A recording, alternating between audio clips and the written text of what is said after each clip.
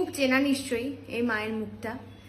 এত সুন্দর মুখ, আমি অনেক জায়গায় গেছি কিন্তু এরকম আদরের মুখ আমি দেখিনি কোথাও। বোধহয় সত্যি যেখানে মা বাস করে সেখানে বোধহয় এরকমই সুন্দর লাগে মাকে দেখতে। আমি যেখানে এসেছি তার ভিডিও আমি প্রচুর দেখেছি, দেখে আজ এসেছি কারণ আপনাদের অনেকের প্রশ্ন যে আমি এতদিনে 6 মাস হতে চললো, মানে হয়ে গেছে বলা যেতে পারে, আমি এখনো কাজ শুরু করিনি কেন, কাজ করছি না কেন। কেউ ভাবছে কাজ পাচ্ছি না, কেউ ভাবছে আমরা হয়তো করছি না ইচ্ছাকৃত। আমি বলছি, ক্লিয়ার করছি আপনাদের কাছে, অনেক কাজ পাচ্ছি। আমি অলরেডি 3টে কাজ ছেড়ে দিয়েছি। আমি নেক্সট যে কাজটা করতে চলেছি বা করব সেটার জন্য আমি একটুখানি টাইম নিতে চাইছিলাম, কারণ ব্যাক টু ব্যাক আমার কাজ চলছে। আমাকে মানে বেছে নিতে হবে যে কোনটা করলে আমার জন্য বেস্ট হবে। যদিও মেগা সিরিয়ালে ওভাবে বেস্ট বেছে নেওয়া যায় না, কারণ টিআরপি বেসিকে গল্প পাল্টাতে থাকে। তো তবুও যে গল্পটা আমার জন্য অ্যাপ্রোপ্রিয়েট হবে, যেটা করলে আমার ভালো হবে, কারণ এটা আমার 10 নম্বর প্রজেক্ট হবে, সেই জন্য আমি একটুখানি চুজি হয়ে গেছি বিষয়টায়। কিন্তু চুজি হয়ে গিয়েও আমি চুজ করে উঠতে পারছি না। তাই আমার মনে হলো যে এই একটি মানুষ যার কাছে আমি আসলে হয়তো আমার প্রবলেমের একটু হলেও সলিউশন হবে।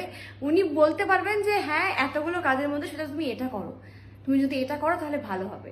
তো সেই জন্য আমি চলে এসেছি তোমার কাছে। তুমি আমাকে বলে দেবে যে কোন কাজ করলে ভালো হবে। এবং মানে হয় না যে আমি একটা ছবি করেছি তারপর আমি অনেকগুলো ছবি ছেড়েছি, আমি কোনটা বেস্ট হবে আমার জন্য। মোট কথা সাকসেস পাবে একদম একদম সেটা আমি তোমার পুরো চার্ট দেখবো, আর অবশ্যই আসনে বসে আমি গুনিয়ে দেখবো পুরো ব্যাপারটা, ঠিক আছে? আর তার সাথে আমি তোমার লাইফের প্রবলেম যা কিছু আছে ছোট বড় সবটাই আমি বলে দেবো। একদম একদম। আর তুমি আমাকে একটু এটা বলো যে আমি তো অনেকের ভিডিও দেখেছি যে তুমি সব ক্ষেত্রে মানে ব্যবসা থেকে শুরু করে রিলেশনশিপ সব দিক থেকে তুমি ভীষণ প্রোটেক্ট করো, তুমি অনেক সম্পর্ক বাঁচিয়ে দিয়েছো, অনেকের লাইফ বাঁচিয়ে দিয়েছো। তুমি একটু তোমার সম্পর্কে বলো, কারণ আমার অডিয়েন্স তোমাকে সেভাবে চিনে না, আমি চাই তোমাকে চিনুক, জানুক। আমি অ্যাস্ট্রোলজার কয়েল, ঠিক আছে? অনেক জায়গাতেই হয়তো ভিডিও দেখেছো। একদম। আর অবশ্যই মানে লাইফ আমি বাঁচাইনি, বাঁচিয়েছে মা। আমি হয়তো মায়ের হয়ে কাজগুলো করি পুরোটাই।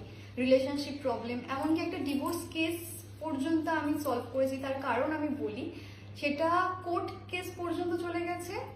আমার যে ক্লায়েন্ট, সে চাইছে না ডিভোর্স দিতে, তার হাজবেন্ড বলছে ডিভোর্সটা দেবেই। মানে এখনকার ডেটে এসো আমরা মেয়েরা পিছিয়ে। তার কারণ কেন বলি, তার শুধু একটাই রিজন, আমি নাম নিচ্ছি না, একটাই রিজন, তার মেয়ে হয়েছে।